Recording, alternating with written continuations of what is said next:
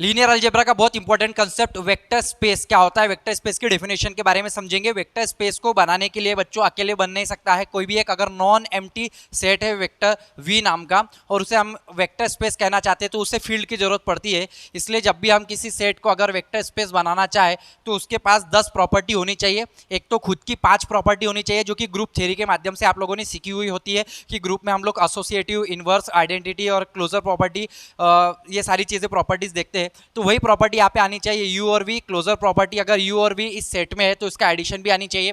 Closure property के बाद associative property U V W अगर वी में है तो उसका U plus V plus W के बराबर U plus V plus W भी इसी सेट में बिलोंग करना चाहिए। उसके बाद हम लोग देखते हैं आइडेंटिटी प्रॉपर्टी। एडिशन में आइडेंटिटी जीरो होता है। अगर यू को इस वेक्टर को अगर यू को जीरो से जीरो को यू से ऐड करेंगे तो हमें यू ही मिलेगा। तो ये हमारी आइडेंटिटी प्रॉपर्टी सेटिस्फाई होनी चाहिए। U for every U belongs to V, इसका इनवर्स यानी एडिटिव इनवर्स क्या होता है बच्चों, माइनस में होता है। तो यू का एडिटिव इनवर्स क्या हो जाएगा, माइनस यू हो जाएगा। तो माइनस यू एग्जिस्ट करना चाहिए इस सेट के अंदर ताकि उन दोनों का एडिशन आपको जीरो मिल जाए। Minus U U plus minus U बोलो या minus U plus U equals to zero, इसी सेट में आपको बिलोंग करता हुआ दिखाई देना चाहिए, आइडेंटिटी एलिमेंट मिलना चाहिए। कम्यूटेटिव प्रॉपर्टी ए प्लस बी के बराबर बी प्लस है, अगर एडिशन में है, ग्रुप में आपने पढ़ी है। तो अगर दो एलिमेंट ए वी के तो एक दूसरे से कम्यूट करेंगे with respect to addition, U plus V के बराबर वी प्लस यू। तो ये वेक्टर स्पेस की हमारे पास प्रॉपर्टी है, इसकी खुद की प्रॉपर्टी है। अब इसे जरूरत पड़ती है, इसको बहुत ज्यादा जरूरत है स्केलर्स की।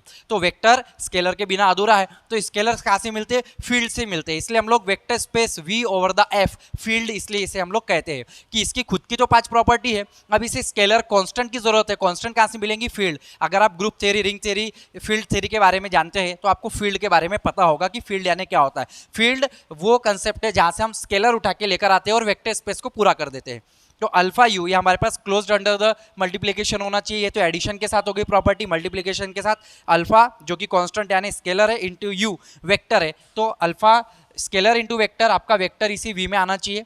यहाँ पे डिस्ट्रीब्यूटिव प्रॉपर्टी होती है अल्फा यू प्लस वी के बराबर alpha U plus alpha V होना चाहिए, where alpha from field and U V are the vectors.